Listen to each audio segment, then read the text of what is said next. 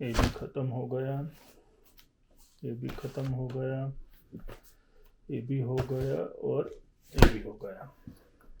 Hello everyone, कैसे हो आप सब लोग। स्वागत है आप सबका फिर से मेरी चैनल पर। मैं हूँ जिग्नेश पटेल एंड आप देख रहे हो कनाडा टॉक्स। सबसे पहले तो मैं आप सबको सॉरी बोलूँगा क्योंकि पिछले एक महीने से थोड़ा शेड्यूल टाइट चल रहा था, जिसके रीज़न से मैं वीडियो अपलोड नहीं कर पा रहा था। क्योंकि अभी यहाँ पे मार्च का महीना चल रहा है और जैसे इंडिया में टैक्स की सीज़न होती है वैसे ही यहाँ पे भी टैक्स की सीज़न होती है। वैसे तो मैं बिज़ी टैक्स के लिए नहीं था, वो दूसरे कुछ काम में बिज़ी था। यहाँ पे टैक्स की सिस्टम इतनी कंफ्यूजिंग नहीं है कि आपको यहाँ पे बहुत सारे एफर्ट लगाने पड़े टैक्स फाइल करने के लिए। मगर पिछले कुछ महीनों से यहाँ पे कर्फ्यू एंड लॉकडाउन का माहौल है, जिसके रीज़न से मुझे इतना टाइम नहीं मिलता है क्योंकि मेरा जो स्केड्यूल था वो पूरा चेंज हो गया है, जिसके रीज़न से अभी मैं इतनी वीडियो यहाँ पे अभी नहीं बना पा रहा हूँ। उसके लिए मैं सबसे पहले आप सबको सॉरी बोलूँगा। अब बात करते हैं टैक्स के बारे में। तो अभी टैक्स का सीज़न चल रहा है, तो मैंने सोचा चलो मैं आपसे टैक्स के बारे में एक इन्फॉर्मेशन शेयर कर दूं। वैसे तो मैं कोई ऐसा टैक्स कंसल्टेंट या टैक्स का कोई जानकार नहीं हूँ, मुझे इतनी पता नहीं चलता है टैक्स में। मगर जो बेसिक इन्फॉर्मेशन होती है, जो बेसिक इन्फॉर्मेशन सब इमिग्रेंट यहाँ पे फॉलो करते हैं, वो जो बेसिक इन्फॉर्मेशन होती है वो इन्फॉर्मेशन मैं आपके साथ शेयर करता हूँ, जिससे आपको पता चले कि यहाँ पे कनाडा में टैक्स की सिस्टम कैसी है। इंडिया में हम जिस तरह से टैक्स फाइल करते हैं वैसे ही यहाँ पे कनाडा में टैक्स फाइल करना रहता है और डिफरेंट सिस्टम है। वो सारी जानकारी इस वीडियो में मैं दूंगा। यहाँ पे मैं डिटेल में नहीं जाऊँगा क्योंकि डिटेल में मुझे भी फ्रिक्वेंटली इतना पता नहीं है, मगर मैं यहाँ पे मोटा मोटा आपको एक ओवरव्यू दे दूंगा कि जिससे आपको पता चले कि यहाँ पे टैक्स सिस्टम में आपको टैक्स फाइलिंग किस तरह से करना रहता है। So let's start. तो सबसे पहली बात, यहाँ पे जैसे हम इंडिया में टैक्स फाइलिंग करते हैं, जैसे इंडिया में टैक्स फाइलिंग करना कंपलसरी है, वैसे ही यहाँ पे कनाडा में भी टैक्स फाइलिंग करना कंपलसरी है। हालांकि इंडिया में सब लोग टैक्स फाइल नहीं करते हैं, मगर यहाँ पे सबको टैक्स फाइलिंग करना कंपलसरी है। अगर आप टैक्स फाइलिंग नहीं करते हैं तो यहाँ पे बड़ी पेनल्टी भी लग सकती है। तो यहाँ पे टैक्स फाइलिंग की प्रोसीजर क्या है। सबसे पहले तो मैं आपको यहाँ पे सिन नंबर क्या है उसके बारे में बता देता हूँ, क्योंकि यहाँ पे जो भी आपकी इंफॉर्मेशन है वो सिन नंबर के साथ जुड़ी हुई है। जैसे हमारे इंडिया में आधार कार्ड होता है वैसे ही यहाँ पे सिन नंबर आता है।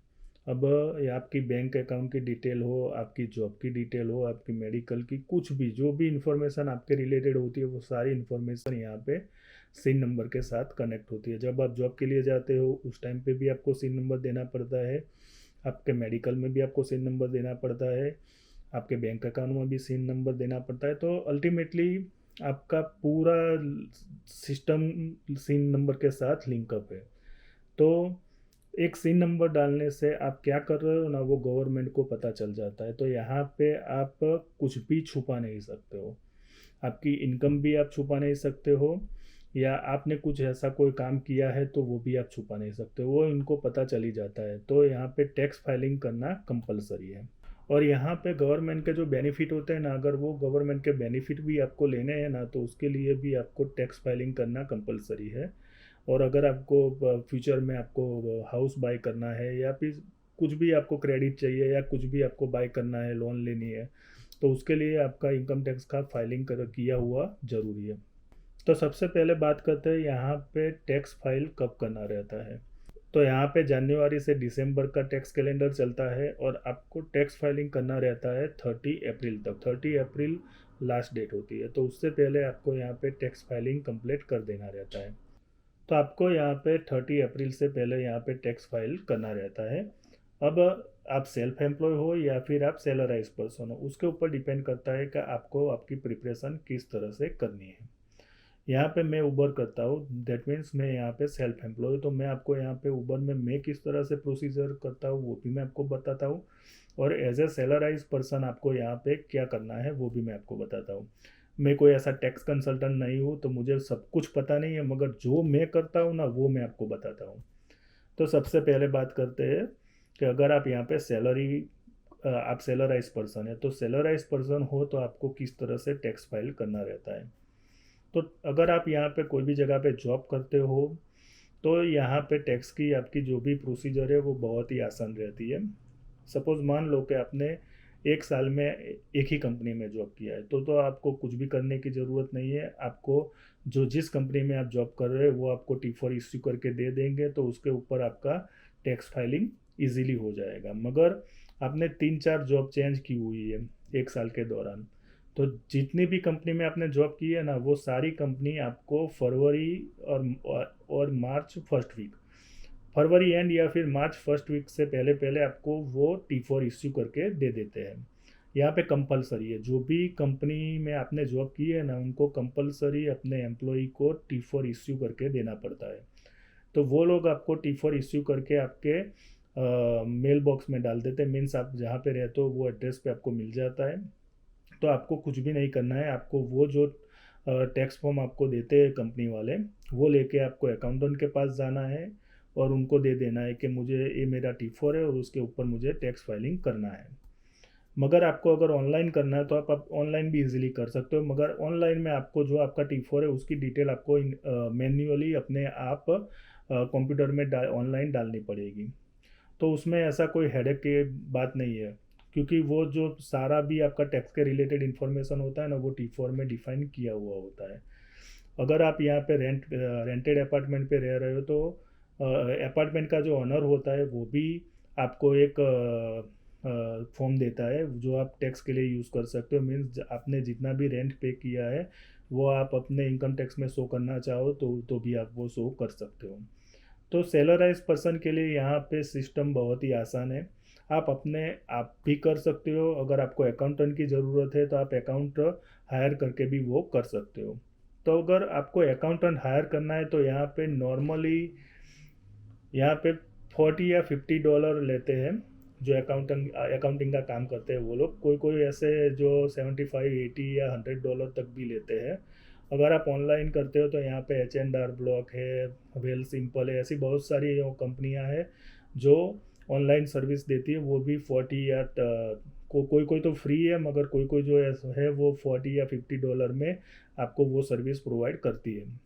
मैं मेरा जो इनकम टैक्स का फाइलिंग है वो मैं पर्सनल अकाउंटेंट को देता हूँ, क्योंकि मेरा बिजनेस का भी है और सैलराइज का भी है, तो दोनों कंबाइन करके मुझे देना पड़ता है, तो मैं पर्सनल अकाउंटेंट को देता हूँ। मगर अगर आप खाली जॉब कर रहे हो तो आपको पर्सनल अकाउंटेंट की कोई ज़रूरत नहीं है। आप ऑनलाइन अपने आप खुद भी इनकम टैक्स का रिटर्न फाइल यहाँ पे कर सकते हो।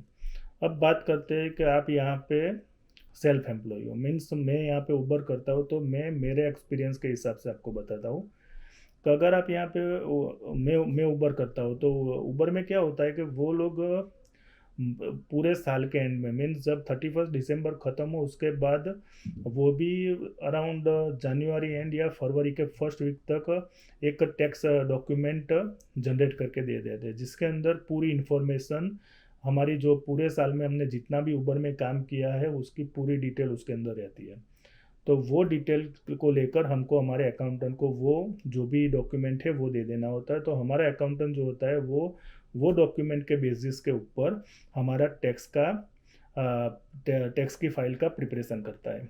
अब यहाँ पे सेल्फ एम्प्लॉयमेंट एज ए उबर या फिर आप ट्रक ड्राइवर हो तो उस केस में क्या होता है कि आपको बहुत सारे एक्सपेंसेस आप राइट ऑफ कर सकते हो। मीन्स आप, अगर मैं उबर करता हूँ तो मुझे पेट्रोल का एक्सपेंस है या कुछ छोटे बड़े एक्सपेंस होते हैं, जैसे मेरे मोबाइल का इंटरनेट का एक्सपेंस है, तो वो सब मैं राइट ऑफ कर सकता हूँ। मीन्स उसका मैं टैक्स में से डिडक्शन ले सकता हूँ। तो वो मुझे ध्यान रखना होता है कि कौन कौन से ऐसे एक्सपेंस है जो मैं यहाँ पे राइट ऑफ कर सकता हूँ। तो एक जो भी आपका एक्सपेंस होता है, जैसे पेट्रोल का होता है, मोबाइल का होता है, कुछ केस में वो लोग मिल का भी देते हैं, तो वो सब आपको वहाँ पे राइट ऑफ करना रहता है और उसके बाद आपको इनकम टैक्स का फाइल करना रहता है। अब अगर आप उबर ईट कर रहे हो तो उबर ईट कर रहे हो तो भी प्रोसीजर सेम है, क्योंकि वो आपकी अदर इनकम में आ जाता है, आपकी जॉब की इनकम में नहीं आता, तो वो भी आपको फाइल करना ही रहता है। अब यहाँ पे उबर एक्स में क्या होता है कि आपको HST GST नंबर लेना पड़ता है। दैट मीन्स जैसे हमारे इंडिया में HST GST होता है ना, वैसे भी यहाँ पे भी HST GST है। तो HST GST का जो भी रिटर्न है वो भी आपको सेपरेटली फाइल करना रहता है। अब मेरे केस में क्या होता है कि ऊबर का जो होता है वो ऑलरेडी ऊबर वाले पे कर देते हैं गवर्नमेंट को, और उसका जो भी स्टेटमेंट होते हैं वो स्टेटमेंट ऊबर वाले जनरेट करके हमको टैक्स, जब हमारा टैक्स का टाइमिंग हो उस टाइम पे वो हमको डॉक्यूमेंट दे देते हैं। तो उसके बेसिस के ऊपर हमने कितना HST और GST पे करना है, मीन्स ऑलरेडी पे हो चुका है क्योंकि ऊबर वालों ने ऑलरेडी पे किया है, आपको खाली उसका फाइलिंग करके गवर्नमेंट को सबमिट करना रहता है कि मैंने इतना काम किया था और मेरा HST GST का इतना है और ये मेरा HST GST का रिटर्न है। तो वो आपको फाइलिंग करके गवर्नमेंट में सबमिट खाली करना रहता है। अब आप ट्रकिंग कर रहे हो तो ट्रकिंग के अंदर भी सेम होता है, मगर उसमें अभी मुझे इतना पता नहीं क्योंकि ये मेरा पहला साल है ट्रकिंग में और पहली बार मैं टैक्स फाइल करने वाला हूँ ट्रकिंग के रिलेटेड। तो उसका मुझे अभी इतना आइडिया नहीं है, मगर जैसे जैसे उसकी आइडिया आएगी वैसे वैसे मैं आपको वो शेयर करता रहूँगा आपके साथ। मगर यहाँ पे मैं आपको अल्टीमेटली एक चीज़ बता दूँ कि यहाँ पे टैक्स फाइलिंग में कोई हेडेक नहीं है, आपके पास सभी डॉक्यूमेंट आ जाते हैं। आपको बैंक के या कुछ भी और डॉक्यूमेंट की कोई रिक्वायरमेंट नहीं है। अगर आप स्टूडेंट हो तो आपको जो भी आपकी कॉलेज होती है वो भी आपको डॉक्यूमेंट, टैक्स के रिलेटेड जो भी डॉक्यूमेंट होते हैं वो डॉक्यूमेंट आपको जनरेट करके देते हैं। अगर आपको ट्यूशन फ़ी का वेव ऑफ लेना है या आपको उसको राइट ऑफ करना है, तो ऐसे बहुत सारे ऑप्शन होते हैं जहाँ पे आप आपके एक्सपेंस या जो भी चीज़ें हैं वो राइट ऑफ कर सकते हो। तो वो सारे डॉक्यूमेंट जो तो कंपनी या फिर कॉलेजेस आपको प्रोवाइड करके दे देती है। तो यहाँ पे टैक्स फाइलिंग के लिए आपको कुछ नहीं करना है।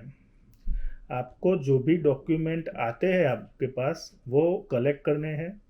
वो सारे डॉक्यूमेंट कलेक्ट करके अगर आपने अकाउंटेंट रखा है तो आप अपने अकाउंटेंट के पास जाओ और उनको दे दो कि मेरे सारे डॉक्यूमेंट है, अब आप मेरा टैक्स का रिटर्न फाइल करो। और अगर आपने अकाउंटेंट नहीं रखा है और आप ऑनलाइन कर रहे हो तो जो आपके पास डॉक्यूमेंट आए वही डॉक्यूमेंट आप ऑनलाइन सबमिट करो और वो ऑनलाइन सिस्टम में ऑटोमेटिक कैलकुलेट करके आपका टैक्स फाइलिंग का जो भी है वो आपको बता देगा। तो यहाँ पे ऐसे ऐसे टैक्स की सिस्टम चलती है। जो बेसिकली मेरे फर्स्ट 2 ईयर का एक्सपीरियंस है ना वो मैं आपके साथ शेयर कर रहा हूँ। इसका मतलब ये नहीं है कि यहाँ पे ऐसे ही टैक्स की सिस्टम है, मगर अभी तक का जो मैंने देखा है 2 साल में, तो अभी तक मैं जिस तरह से फॉलो करता हूँ तो उस तरह से अभी इस सिस्टम में मैं फॉलो कर रहा हूँ। आगे आगे अगर हम कुछ बिजनेस करते हैं या फिर कुछ करते हैं तो उस टाइम पे टैक्स का क्या सिनारियो बनता है और क्या है वो तो जब करेंगे तब पता चलेगा। मगर जनरली जब हम यहाँ पे शुरू शुरू में आते हैं, तो जब हम जनरली यहाँ पे जॉब करते हैं या फिर ऊबर करते हैं, हम ऐसा कोई बड़ा बिजनेस तो पहले दिन से स्टार्ट नहीं करते। तो बेसिकली यही कुछ होता है टैक्स के बारे में। तो ये कुछ थी इन्फॉर्मेशन जो जितना मुझे पता था वो मैंने आपके साथ शेयर किया है कि यहाँ पे टैक्स की सिस्टम कैसे वर्क करती है। तो आज की वीडियो में बस इतना ही। अगर आपको वीडियो पसंद आई हो तो इसको लाइक कर देना। अब फिर मिलेंगे नेक्स्ट वीडियो में नए टॉपिक के साथ। तब तक के लिए आप सभी को जय हिंद, वंदे मातरम। आपका दिन शुभ रहे।